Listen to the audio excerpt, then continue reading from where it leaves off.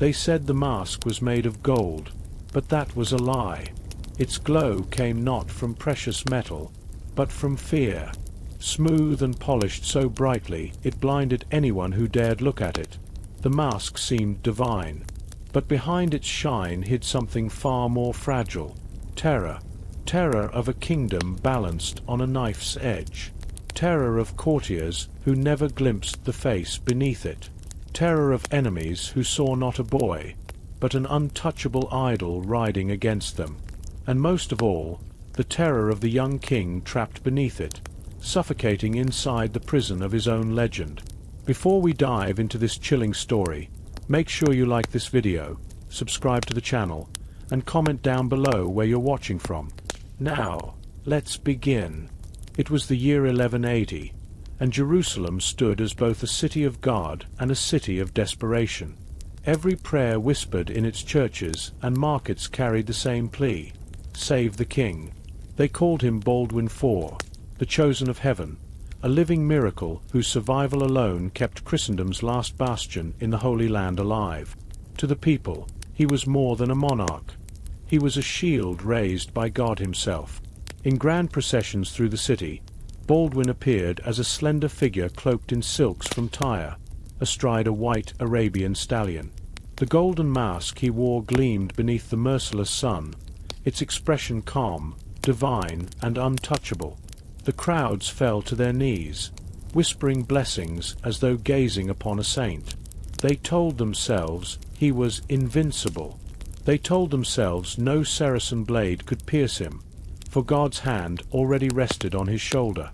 But the truth was far more grim. The mask was not armor, it was camouflage. The miracle they believed in was a carefully constructed lie. Behind palace doors, in the silence of guarded chambers, the mask was unlatched, and the reality revealed itself. Not a warrior chosen by God, but a boy eaten alive by leprosy. By day, the palace performed a theater of holiness. Bishops moved through the marble halls swinging censers of incense. Knights pledged their loyalty before the golden face of their king, and his sister Sibylla circled like a hawk, already calculating her rise when her brother fell. Around him gathered men of ambition and deceit, lords cloaked in honor, whose smiles masked treason. Yet none of them truly saw the truth. They thought the mask merely concealed weakness. They never understood that it was also a weapon, a tool to turn faith into obedience. But the kingdom of Baldwin did not truly live under the sun. His reign began when night fell. As the last call to prayer echoed from the minarets, and the sky turned blood-red over the Judean hills, the palace transformed. The guards outside his private quarters changed. Not the Templars sworn to sacred vows, but mercenaries loyal only to coin, men who did not guard their king's life, but his secrets. The scent of incense gave way to something heavier, ointments of myrrh and bitter medicines. And then began the ritual of unmasking. Servants entered with basins of rose water. They were forbidden to raise their eyes. All they heard was the faint metallic click of the latch, followed by a long, shuddering sigh that seemed to carry centuries of suffering. Then silence, broken only by the sounds of physicians at work, the scrape of silver tools against skin, the hushed tearing of bandages, the slosh of water rinsing wounds. At times, one of the physicians would leave, his face pale, his hands trembling, carrying a basin covered by a cloth. From beneath it rose a stench impossible to mistake, the smell of decay. Baldwin was not simply sick. He was rotting. The boy who had been told he was chosen by God now discovered his body was betraying him piece by piece. To his people, he was a saint. In reality, he felt like a cursed vessel, a holy relic filled with corruption. Yet from this torment was born a terrifying resolve. He learned to split himself into two beings. There was the king, the golden mask, the living miracle, the symbol of Jerusalem's endurance. And then there was the body, a failing shell that had to be tamed, broken, and punished until it obeyed his will. This philosophy hardened within him like iron, and soon Whispers began to spread of a place hidden deep within the citadel, a place that did not exist on maps or royal blueprints. They called it the Sacred Infirmary. It was no hospital. It was a shrine of horror. Hidden beneath layers of stone and draped in heavy foreign tapestries to smother sound, this secret chamber flickered with candlelight.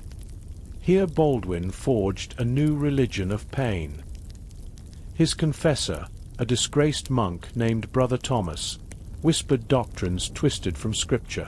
Pain, Thomas claimed, was not a curse but a path to purification. The king's flesh was already condemned. Why not use it as a canvas to strengthen the soul? And so the rituals began. Baldwin ordered physicians away and gave himself to agony. Whips studded with lead, hair shirts laced with sharp wire, fasting until visions filled his fevered mind.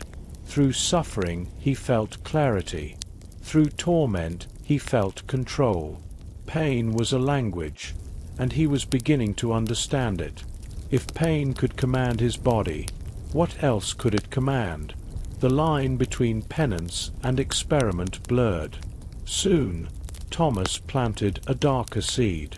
If the body's appetites could be stripped of sin when framed as ritual, then even flesh itself could be sanctified. Desire was no longer lust. It was a sacrament. And Baldwin, with his mask and his throne, was no longer just a king. He was becoming the high priest of a twisted theology in which every scream was an offering, every broken soul a sacrifice to his will.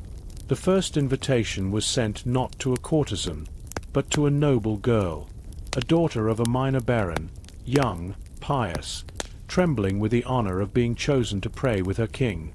She thought she was entering a holy vigil. She thought she was to stand beside a saint.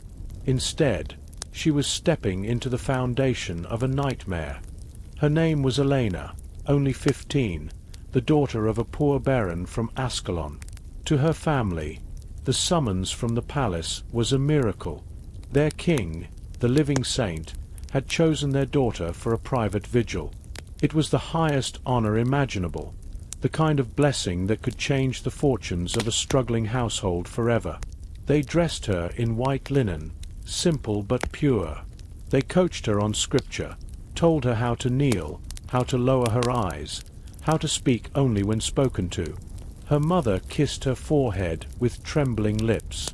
Her father whispered prayers of gratitude, his chest swelling with pride. When the king's guards arrived, Elena stepped forward with devotion in her heart. She believed she was going to witness a miracle.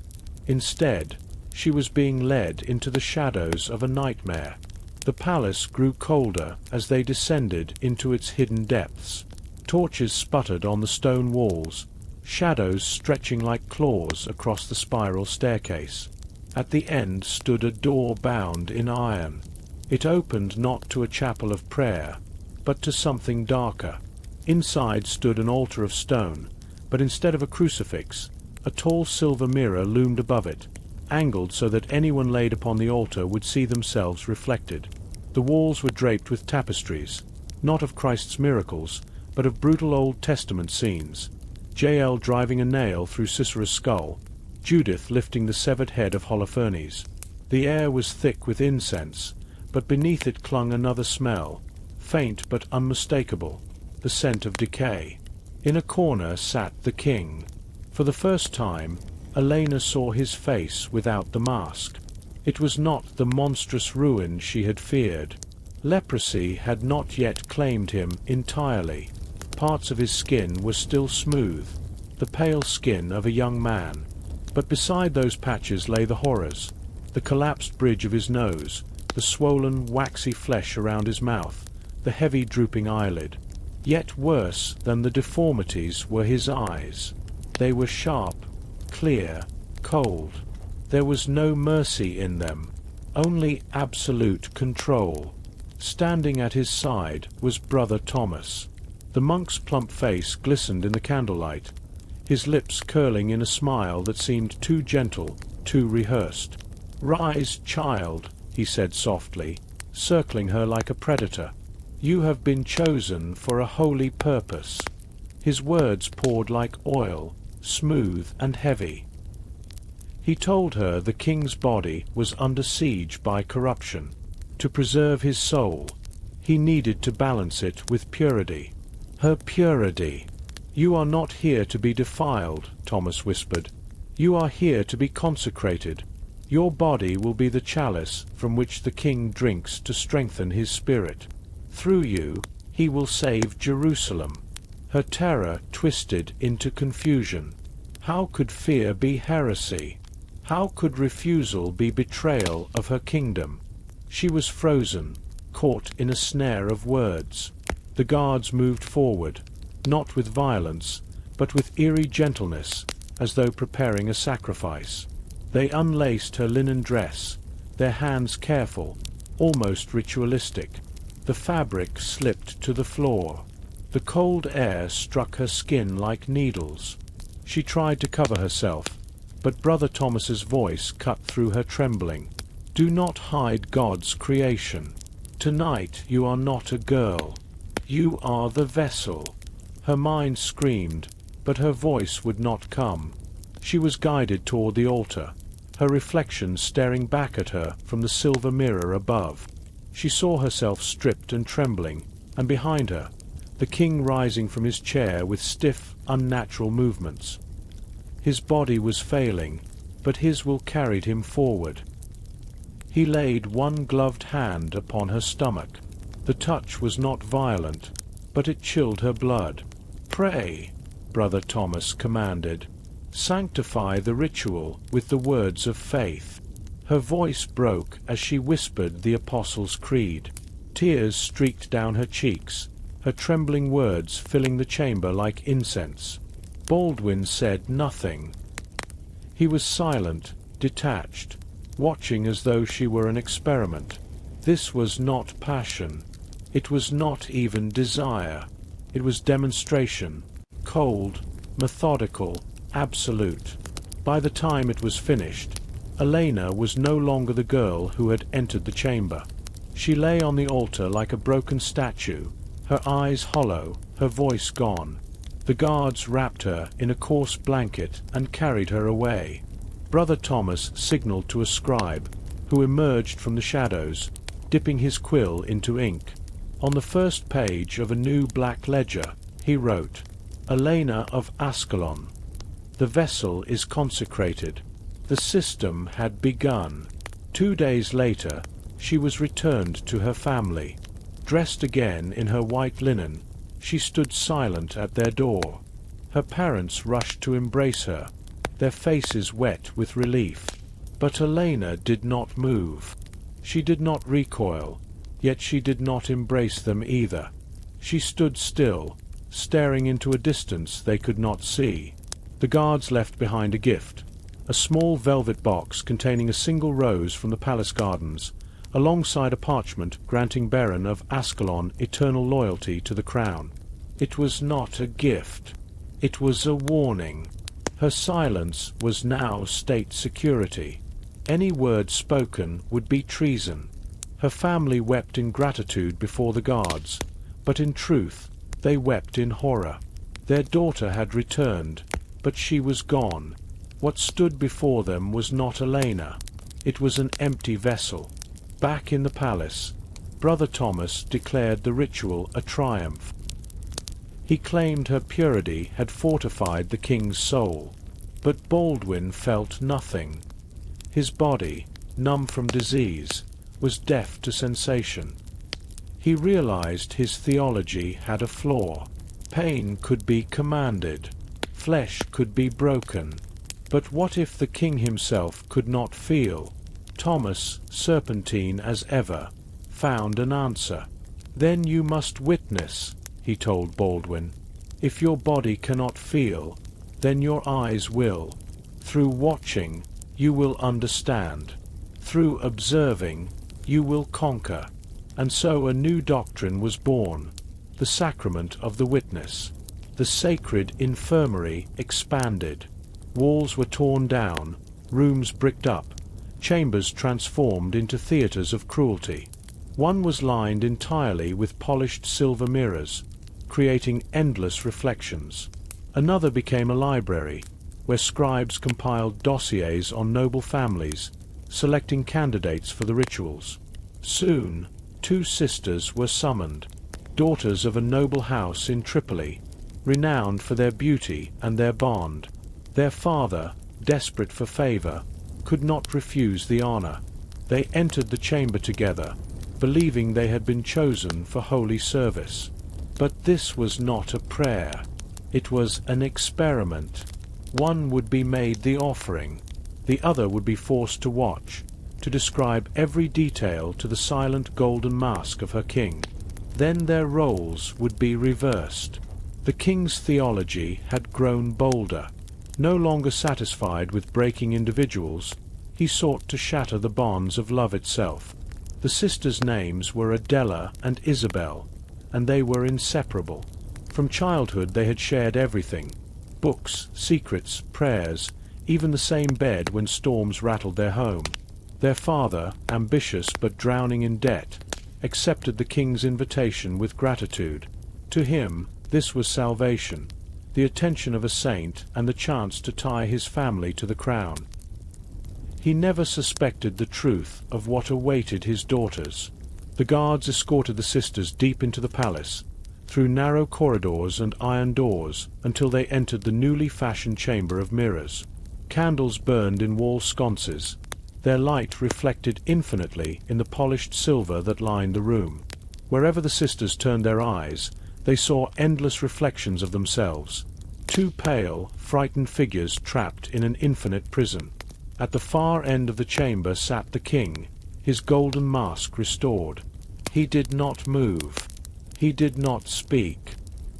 He was a silent idol, gleaming and divine, his authority magnified by his stillness. Brother Thomas stepped forward, his voice heavy with ritual. "Tonight, one of you will be the offering, and the other the witness. The offering will serve, and the witness will describe all that she sees to the king. Then you will trade places. Thus will the king, through your voices, transcend the limitations of his flesh." The sisters froze. Their wide eyes darted to one another, silently begging for reassurance, but none came. Thomas gestured, and from the shadows a brute stepped forward, a stable hand, massive, trembling with a mixture of dread and hunger. He was not a priest, not a noble. He was a pawn chosen to enact the ritual. Adela, the elder, broke the silence. She stepped forward, her voice faint but steady. "I will be the offering first." It was not bravery. It was desperation to protect her younger sister, to shield Isabel from what she feared was coming. She was taken to the altar in the center of the chamber.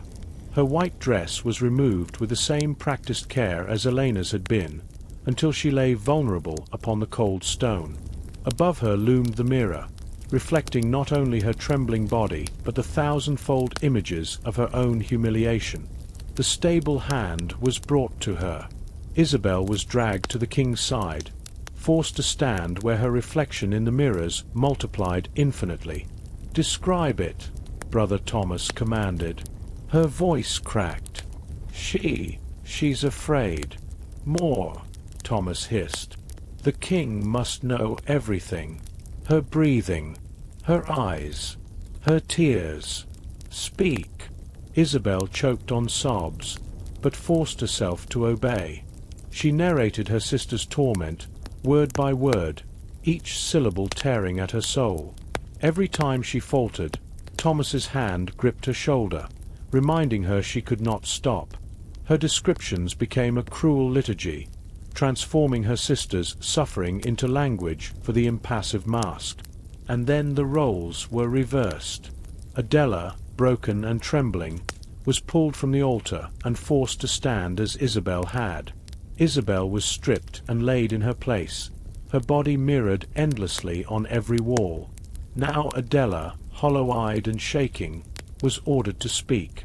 Her voice rasped like dry leaves. She too narrated what she saw, her words a betrayal, even though she had no choice.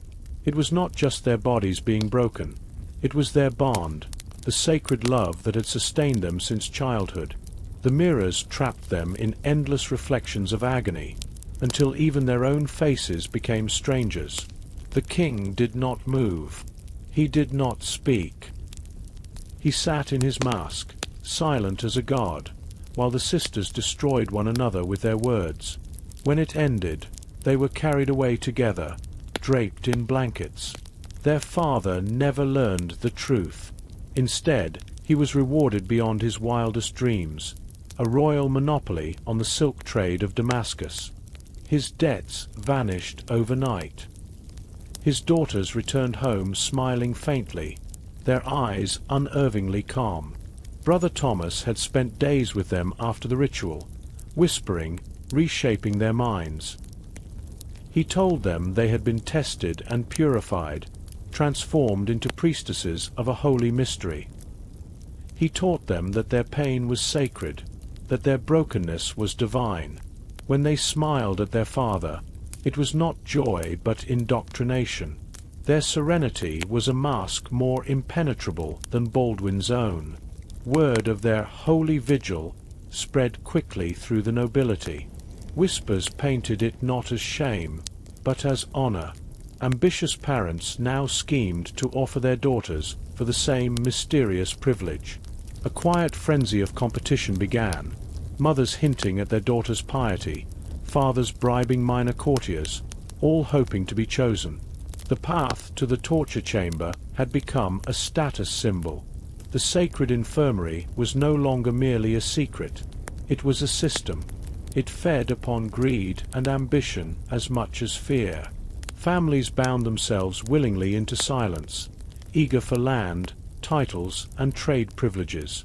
Brother Thomas refined his rituals, devising ever more insidious experiments. He tested loyalty, obedience, and the power of love itself.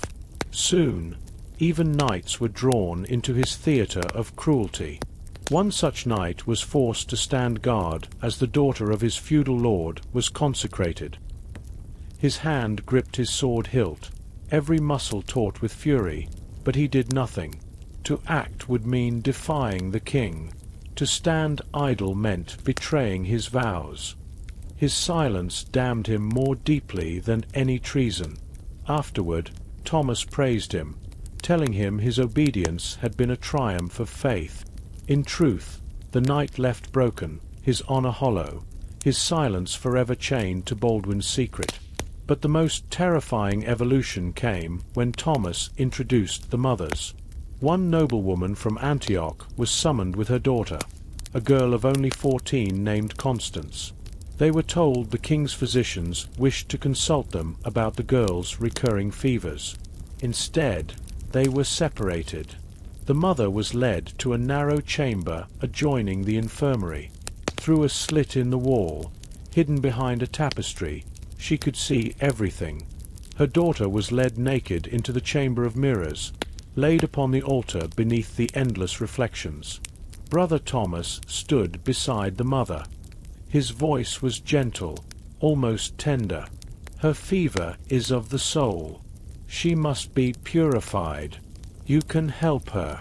When she falters, when she begins to break, ring this silver bell. Your prayer will reach her. Your love will give her strength. It was a cruel inversion of motherhood. He turned a mother's instinct to protect into a weapon against her own child. The ritual began. Constance trembled on the altar, her eyes searching the room, wide with terror. She turned her face toward the wall, toward the slit where she somehow sensed her mother was hidden. Her lips parted, a silent plea for rescue. The mother's heart shattered. She wanted to scream, to break down the wall, to gather her daughter into her arms. But Thomas's hand gripped her arm like iron. "She is faltering," he whispered. "Do not fail her. Ring the bell." When Constance sobbed aloud, her spirit breaking, her mother obeyed. With trembling hands she rang the silver bell. The sound chimed through the chamber, and Constance, hearing it, thought it was approval. She believed her mother had consented to her torment. Her last fragile hope collapsed. She went limp on the altar, surrendering to despair. The mother fell to her knees, racked with grief, realizing she had just become her daughter's betrayer. In the scribe's ledger, the entry was written with cold precision. Instrument C. Maternal bell highly effective. Recommend future use. The system was learning. The system was evolving. The Sacred Infirmary was no longer a secret chamber. It had become a machine. Each ritual refined the system. Each victim provided new data for Brother Thomas and his scribes. What began as whispers in the deepest vaults of the citadel had now transformed into an institution, one that operated with the precision of a ministry. There were ledgers, rows of names, dates, families, and the rewards they had received. The black book grew heavier with every entry. Guards, scribes, and physicians were bound not by loyalty but by shared guilt. They all knew too much, and silence became their only protection. It was not just cruelty, it was bureaucracy. And with bureaucracy came ceremony. The most grotesque of these new traditions was the annual Feast of the Pure Heart. Held on the anniversary of Baldwin's coronation, it was an event no noble could decline. Invitations were delivered by royal messengers in velvet pouches sealed with wax, the kind of summons that carried both honor and threat. The families of every girl consecrated in the past year were commanded to attend. The great hall of the palace was prepared like a festival, tables laid with silver platters, fruits from the coast, wine from Cyprus, roasted lambs spiced with cinnamon. But no one ate.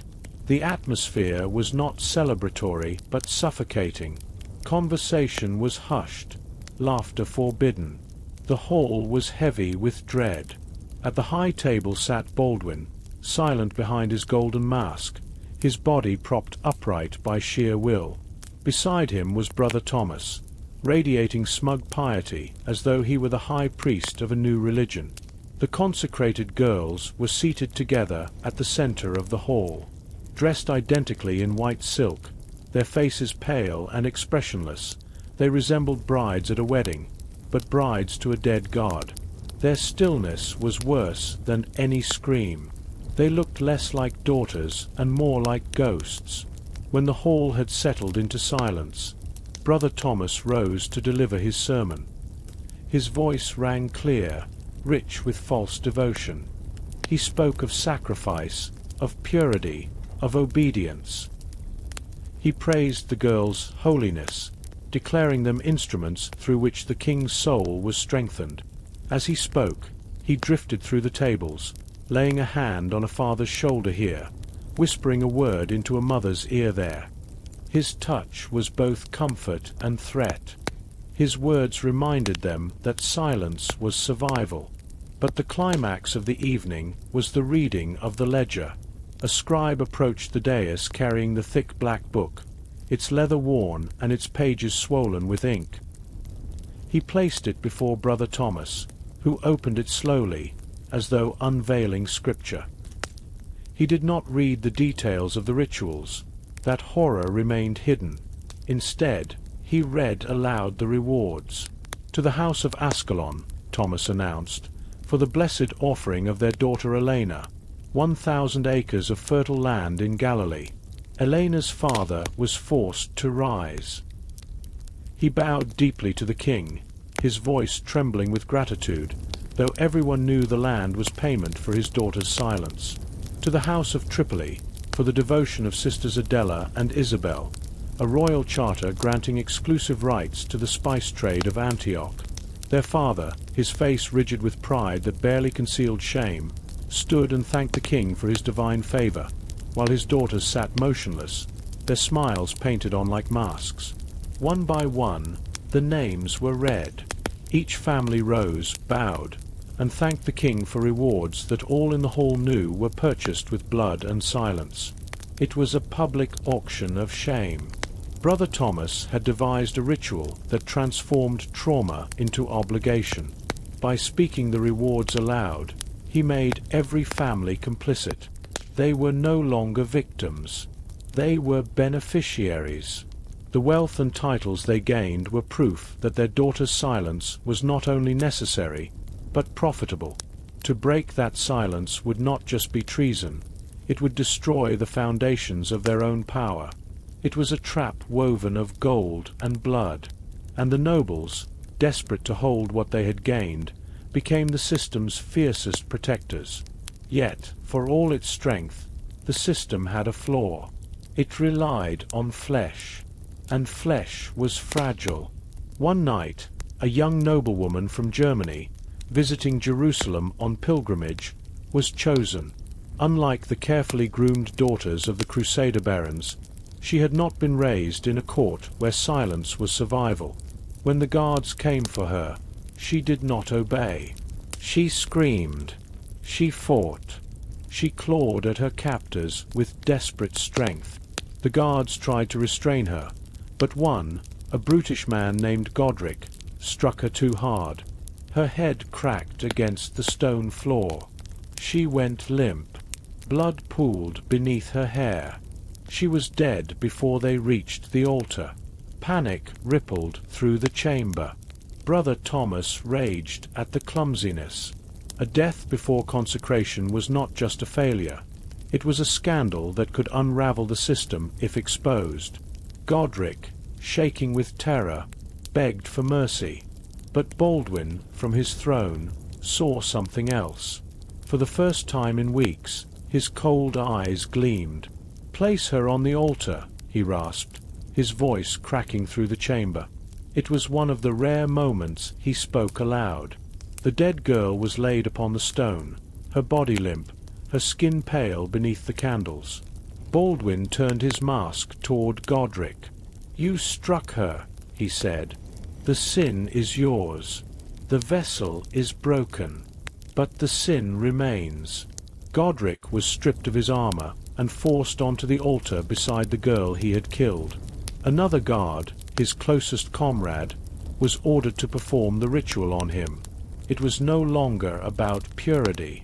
It was no longer about sacrifice. It was degradation for its own sake. A ritual of punishment, where victim and perpetrator blurred into one. The chamber filled not with prayer, but with cries of despair and betrayal. The scribes wrote furiously, their quills scratching as they recorded this new sacrament. When it ended, Baldwin leaned back, his golden mask impassive, while the guards understood the new truth. They too were expendable. They were not protectors of the system. They were part of it. They could be stripped, humiliated, sacrificed as easily as any girl. Fear spread through the ranks of his enforcers. The circle of terror was complete. The rituals no longer pretended to be holy. The thin veil of theology was gone. What remained was raw power, power that consumed everything, from noble daughters to hardened soldiers. And Baldwin, though his body withered daily, seemed more determined than ever. His disease devoured his flesh, but his will sought to prove it could devour the souls of everyone around him. The system had grown beyond ritual. It was no longer a secret practice. It was becoming a way of ruling. By now, Baldwin's system had grown into something greater than even Brother Thomas had dreamed. It had broken girls, shattered families, corrupted mothers, and even hollowed out knights sworn to honor. Yet for the king, it was not enough. His body was failing faster than ever. His hands trembled uncontrollably. His skin decayed under the mask.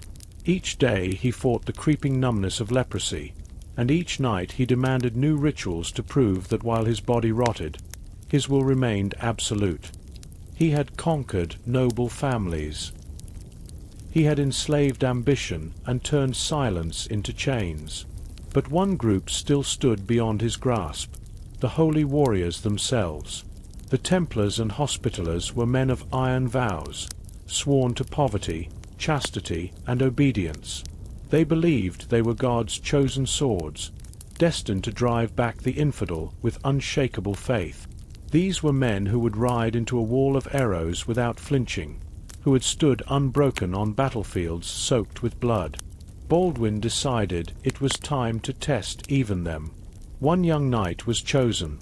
Guillaume, a fervent French recruit not long arrived in Jerusalem. He was a man of unshakable faith, known for fasting until his ribs showed, for praying until his knees bled on the stone chapel floors. He believed every word of his oath, every syllable of Scripture. To the king, he was the perfect subject. Guillaume was summoned under the pretense of a secret mission. He was told he had been chosen for a trial beyond the battlefield, a task of utmost importance. The king's guards led him, not to the chamber of mirrors, but to a newly prepared space, the chapel of silence. The chamber was small, circular, and bare. Only a single low block of stone sat at its center. There were no mirrors, no tapestries, no altar, just silence and the faint scent of candle wax. Baldwin was not present. Only Brother Thomas and 2 guards stood waiting. Guillaume removed his sword and knelt, awaiting orders. He expected to be sent on some perilous errand, perhaps deep into enemy territory. But instead, Thomas began to speak. His voice was soft, measured, almost hypnotic. A soldier's obedience to his commander is but a shadow of obedience to God, Thomas said. And obedience to God is not tested in the clarity of battle, but in the darkness of paradox. Your vows are easy when the path is righteous. But what of when the command seems impossible? When obedience itself feels like sin?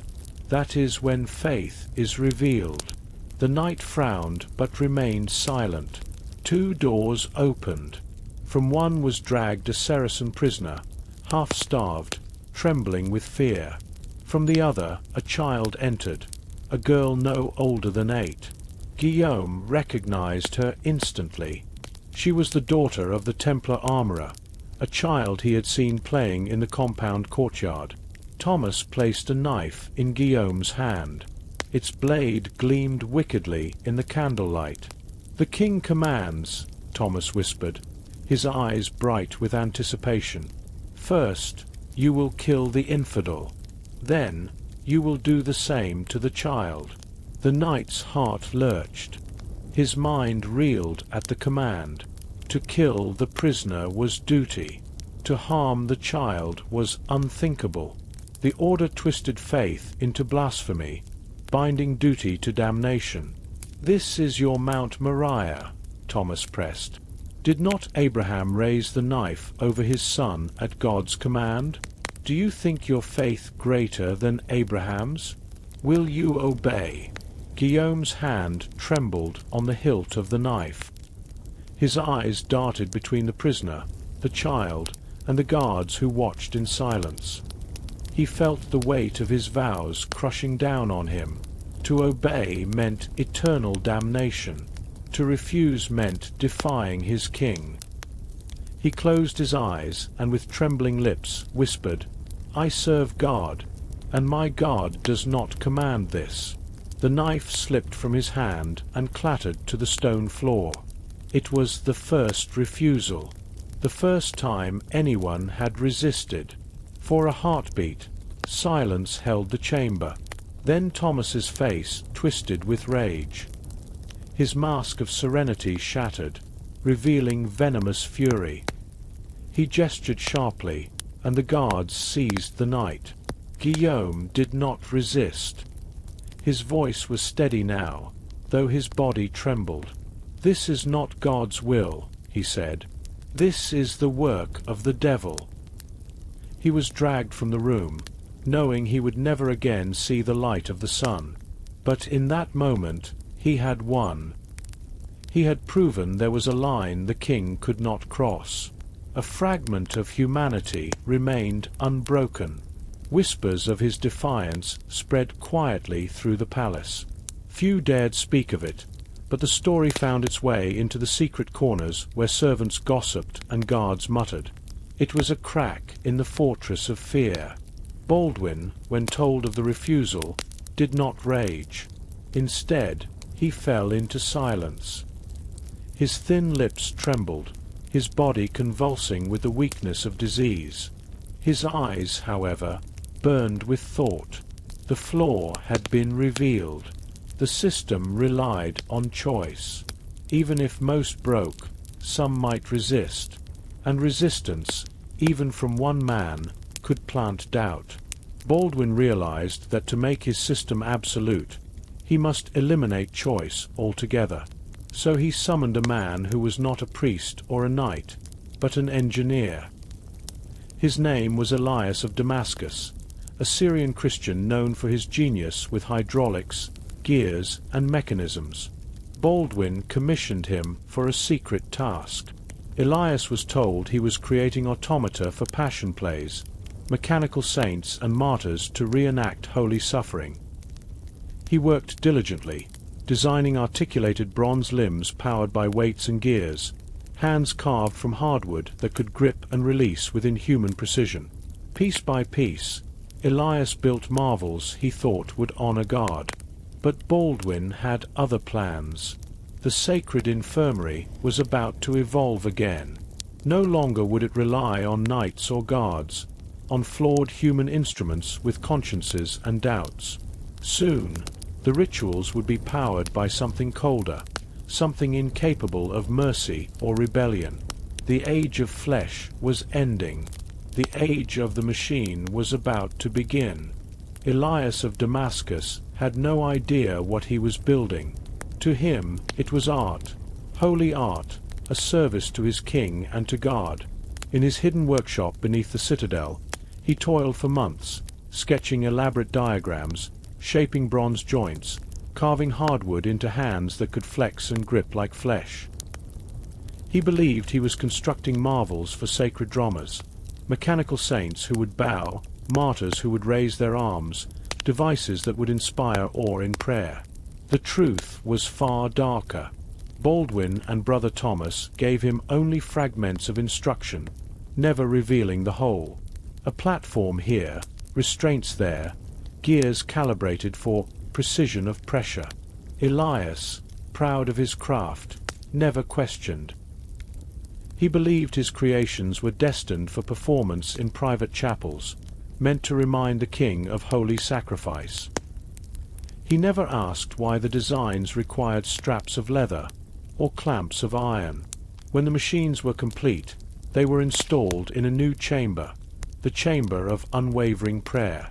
It looked nothing like the mirrored halls or stone altars of before. It was clinical, cold, and mechanical.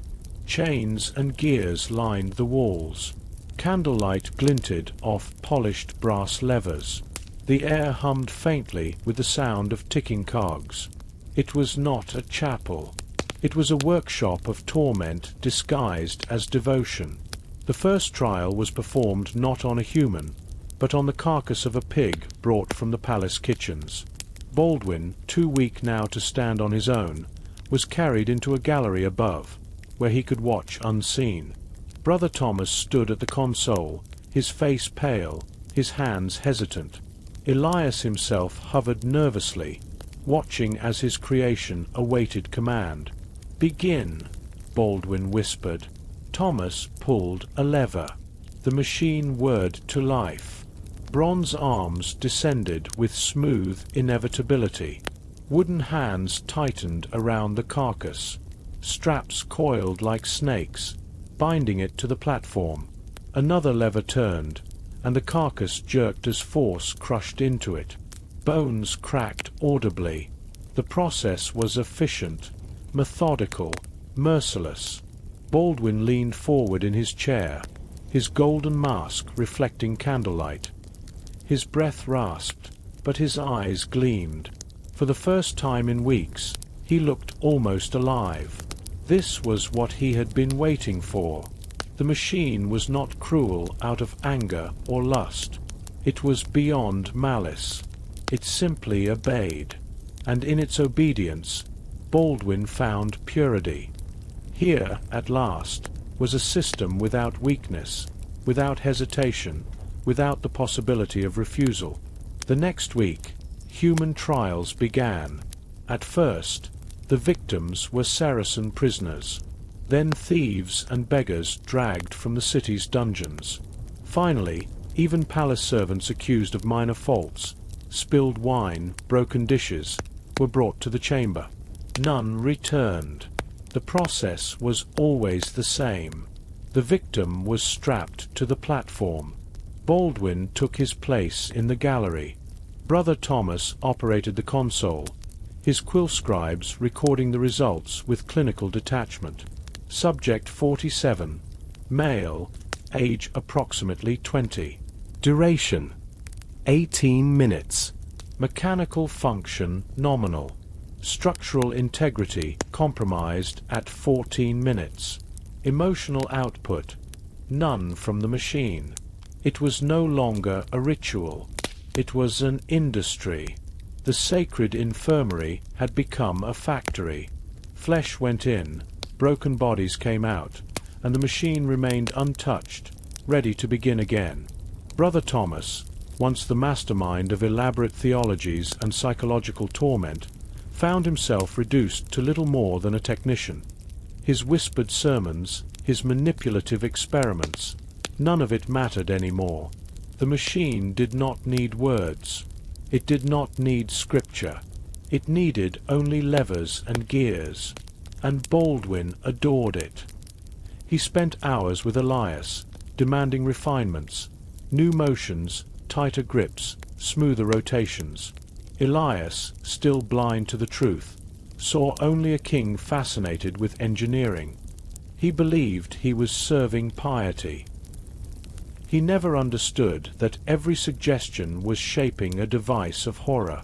The final culmination of Baldwin's obsession came with his most ambitious commission, the Iron Angel. It was a life-sized automaton, vaguely human in form, its limbs crafted from bronze and steel. Inside its chest, a labyrinth of gears and springs pulsed like a clockwork heart. It was capable of over 100 programmed motions, kneeling, bowing, raising its arms, embracing. Elias designed it as a marvel of devotion, a figure that could endlessly repeat gestures of prayer. To Baldwin, it was the ultimate vision, a being that could act endlessly without soul, without sin, without mercy, a figure that could desecrate forever, without the messiness of human weakness. But as Baldwin's machines reached perfection, his body collapsed into ruin. The leprosy that had once merely numbed now consumed him. His hands trembled too violently to hold objects. His lips cracked and bled beneath the mask. The disease that he had hidden with gold and silence was staging its final assault. He no longer walked the halls. He was carried everywhere in a litter. The golden mask became permanent, never removed even in private, for his face beneath had disintegrated beyond recognition. Commands were relayed through Thomas and the guards, but the rituals continued. The chamber of unwavering prayer ticked on like a great clock, grinding flesh into silence. Baldwin's obsession with the Iron Angel grew fevered. At last, the day came when it was completed. Elias presented it proudly, bowing before the king. The angel stood taller than a man, its bronze arms jointed with uncanny smoothness, its face featureless except for two hollow eye sockets. It moved with unnerving grace as Elias wound the gears and set it into motion. Its arms rose in supplication, its knees bent in endless prayer. Baldwin rasped from behind the mask. "Wind it again. Let it pray." It became his final command, his dying obsession. In the end, Baldwin did not fall on a battlefield, nor at the blade of an assassin. He died in his bed, his body finally surrendering to the rebellion within. His physicians watched helplessly as his breath rattled and faded. In his last lucid moment, he asked only for Elias. The engineer was brought, confused and trembling. "The angel," Baldwin whispered. "Let it pray." Elias hurried to the chamber, wound the angel, and set it to kneel and bow in eternal rhythm. He returned to the king's bedside and told him, "It prays for your soul, my lord." From behind the mask came a dry, rattling sound that might have been a sob or laughter. Moments later, the leper king was dead. But his death was not an end. It was only the beginning. Even as the physicians closed his eyes, the palace erupted into motion. His sister Sibylla and her husband, Guy de Lusignan, seized the throne before the echoes of mourning could begin. Guy was no subtle schemer. He was a man of crude appetites and reckless ambition. He cared nothing for theology, nothing for secrecy. He wanted only war and power, and in Brother Thomas he saw a threat. The monk had grown fat on influence during Baldwin's reign. Guy despised him.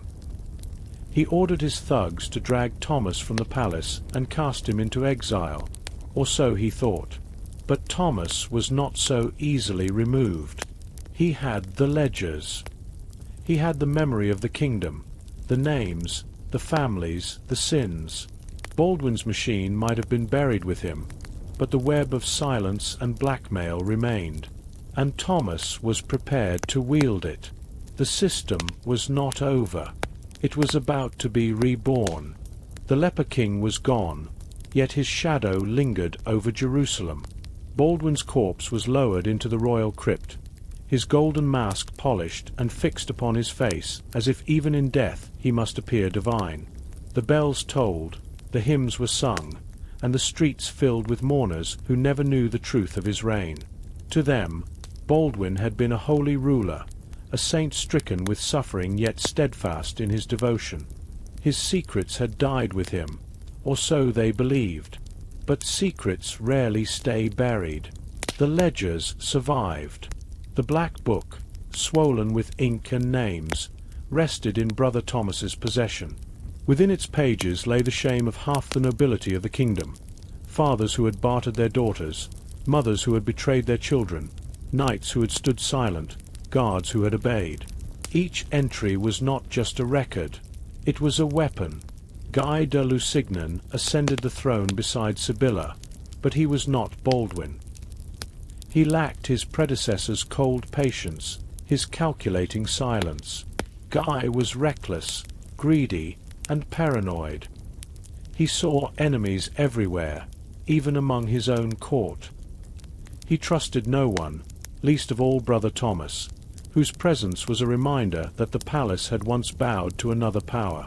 Guy ordered Thomas into exile, but the monk vanished before the soldiers could drag him away. Whispers soon spread that he had fled with Baldwin's black book. Guy raged at the thought of it, but the nobles grew pale and silent. They knew that if the book existed, their names were in it. Their loyalty to Guy became brittle, poisoned by fear of exposure. Thomas did not disappear entirely. Letters began arriving at the houses of lords and barons, written in his neat script. They were never threats, not openly. They were reminders.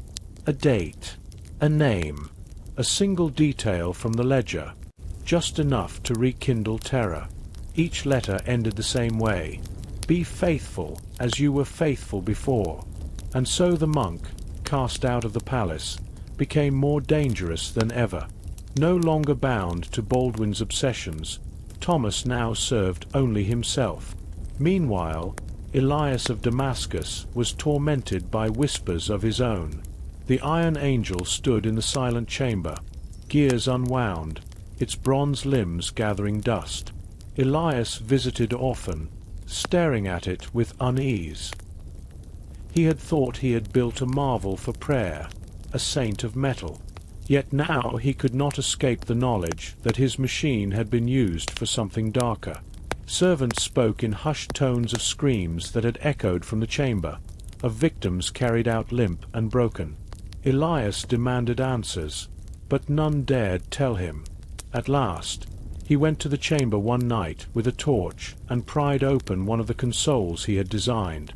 There, stained upon the wood, was what no craftsman could deny: flecks of dried blood, trapped in the crevices of the gears. The truth fell upon him like a hammer. He staggered back, the torchlight shaking in his hand. His invention, his masterpiece, had not been used for prayer at all. It had been used for torment, for desecration. His hands had crafted a machine of hell. In that moment, Elias made a vow. He would destroy the angel. He would dismantle the gears, melt the bronze, erase its existence. But when he returned days later with tools, the chamber was sealed. Guards barred his entry. The machine was no longer his. Worse, Brother Thomas had not forgotten him. One evening, Elias found a letter slipped beneath his door. It was written in Thomas's hand. "You built with faith. You built with obedience. Do not fear what your hands have done. Fear only what they will yet do." The words chilled him to the marrow. He realized with dread that Thomas was not finished with him. Far from Jerusalem, Thomas was weaving his own web.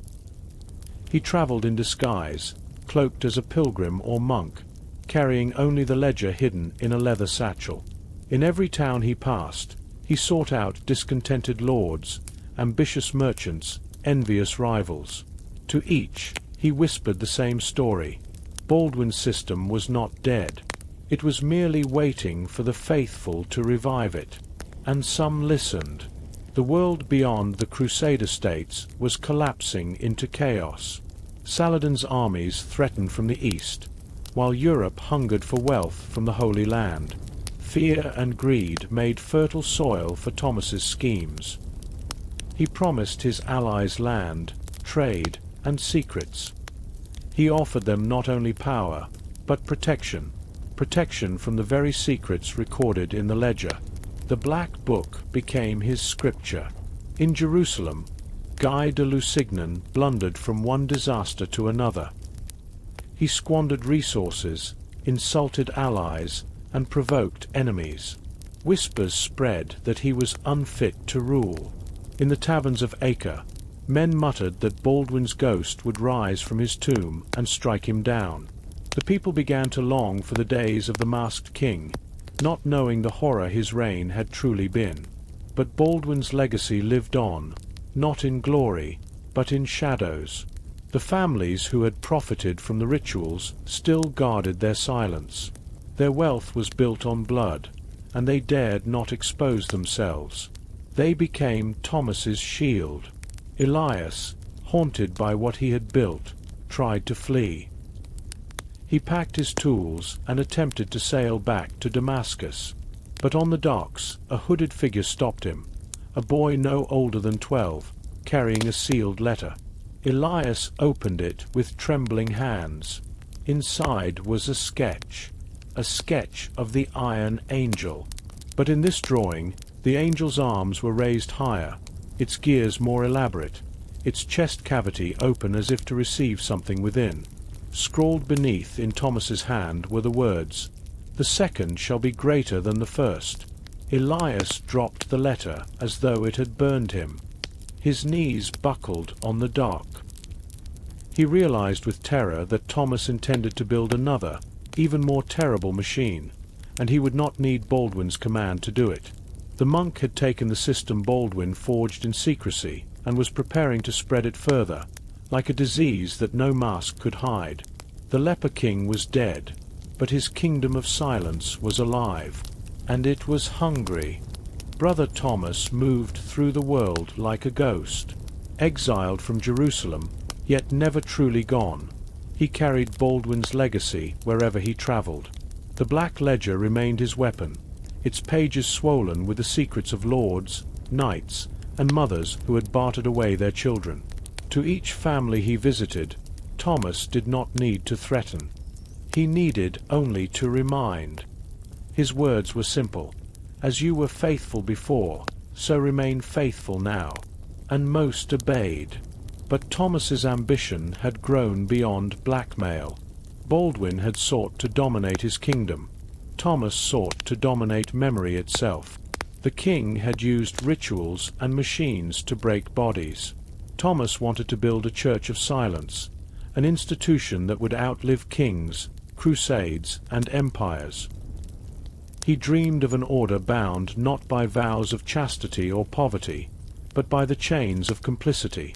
Men and women whose power would depend on their silence. The ledger would be their scripture, the rituals their sacraments. Elias of Damascus, meanwhile, lived in torment. He had returned to his modest home, but peace never came. Night after night he dreamed of the iron angel, its bronze arms rising endlessly, its hollow eyes staring without soul. He woke sweating, convinced he heard the ticking of gears in the darkness. The letter Thomas had sent him haunted him most of all, the sketch of a second angel, larger, more terrible. Elias told himself he would resist. He would never build again. But he knew the monk's reach was long, and his own hands had betrayed him once before. Rumors reached Elias of Thomas's movements. In Antioch, in Tripoli, even in the courts of Sicily, whispers spread of a mysterious priest who spoke of holy trials and sacred machines. Elias realized with dread that the monk was not content to preserve Baldwin's rituals. He was exporting them. What had been the horror of one king's chamber might soon become the terror of many courts. And in the Holy Land, storms gathered. Guy de Lusignan's reckless ambition had provoked Saladin. The armies of Islam swept toward Jerusalem, and the Crusader kingdom shook under the weight of its own corruption. It was in this chaos that Brother Thomas returned in secret. He no longer needed Baldwin's throne. The war, the famine, the fear, these were his allies. He visited nobles whose loyalty to Guy had faltered and reminded them of what was written in the Black Book. He promised them survival if they obeyed. If they did not, he promised their sins would be laid bare to the world. One night, Elias was summoned. A cloaked messenger delivered the order. The monk required him again. Elias tried to refuse, but the boy recited his sister's name, her home, her street in Damascus. Thomas had found her. Resistance was no longer possible. When Elias arrived at the appointed place, he found not the palace, but a ruined monastery on the outskirts of the city. Inside its shattered walls, torches burned, and there, in the heart of the ruin, stood the beginnings of something monstrous. It was taller than a man, built from iron beams and gears scavenged from siege engines. Its arms were massive, tipped with clamps of bronze. At its center was a cavity, wide and hollow, as though awaiting a sacrifice to fuel its motion. Elias staggered back, horror flooding him. "You will complete it," Thomas said, emerging from the shadows. His eyes glowed with feverish fire. Baldwin sought to master flesh. "I will master obedience. This machine will not merely torment. It will teach. It will preach. Every movement, every scream it produces will be a sermon. Through it, kings and lords will learn that silence is stronger than swords." Elias fell to his knees. "You use me as a blacksmith of damnation," he whispered. "I will not build this." Thomas leaned close, his breath hot in Elias's ear. "You already have." He held up the sketch Elias had once drawn in his workshop, a simple diagram of gears he had designed years ago, never realizing its purpose. "Your hands betrayed you long ago. There is no innocence left to lose." Elias wept, but Thomas's guards forced him to his feet, tools shoved into his hands. Under torchlight, with soldiers watching, he set to work on the second angel. Days stretched into weeks. Outside, Jerusalem crumbled under the pressure of Saladin's armies. Inside the ruined monastery, Elias forged iron joints, hammered bronze fittings, fitted gears into place. Each strike of the hammer echoed like a tolling bell of damnation. At last, the machine was complete. The second angel stood looming, its hollow chest cavity fitted with a mechanism that could hold a victim upright while the gears tightened inexorably. Its arms extended outward, as though offering an embrace that would never release. Its face was blank, polished smooth, a mirror reflecting only the horror of those who gazed into it. Thomas fell to his knees before it, whispering prayers that were no prayers at all. "At last," he murmured, "an altar that does not tire, a priest that does not falter.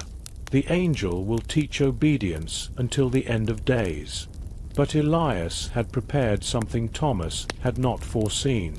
On the night the monk demanded the first trial, Elias approached the angel alone, his torch casting long shadows across the ruined stones. He carried with him a flask of oil and a single spark. His hands trembled as he doused the gears, the joints, the cavity. He whispered a prayer not to saints or kings, but to the God he still believed in, the God of mercy rather than cruelty. Then he set the oil aflame. The fire caught quickly, racing along the machine's limbs, filling its hollow chest with roaring light. Gears shrieked as they walked in the heat. Bronze arms twisted, clamps melted. The angel shuddered like a living thing, its embrace collapsing in upon itself. Thomas arrived too late. He screamed as the flames consumed his creation, his dream. He rushed toward it, reaching out as though to rescue the burning machine, but a collapsing beam struck him. His cries were swallowed in smoke and fire. By dawn, nothing remained of the monastery but blackened stone and twisted metal. Elias stumbled into the desert, his hands burned, his body broken, but his spirit free. He knew he would never erase what he had built, never silence the screams that had echoed through Baldwin's reign. But he had destroyed the angel, and with it, the monk's dream of a kingdom of silence eternal. In the years that followed, Jerusalem fell, kingdoms rose and crumbled, and the Crusades burned themselves into history. The story of Baldwin became legend, the pious leper king, remembered by chroniclers as a saint of endurance. The truth of his masked horrors was buried, smothered by silence, drowned in the lies of men too ashamed to confess. Only whispers survived, drifting in the corners of taverns, in the dark halls of forgotten monasteries. Whispers of a golden mask, a monk with a ledger, and angels of iron that prayed with screams instead of words. Elias vanished from history, his name erased, his deeds forgotten. But perhaps that was his salvation, for in obscurity lay the only freedom from the shadow of the mask. And so the story ends, not with kings or battles, but with silence, the same silence that had sustained Baldwin's reign, the same silence that Thomas sought to weaponize. A silence that still waits, patient, in the cracks of history, ready to rise again whenever fear and ambition demand it.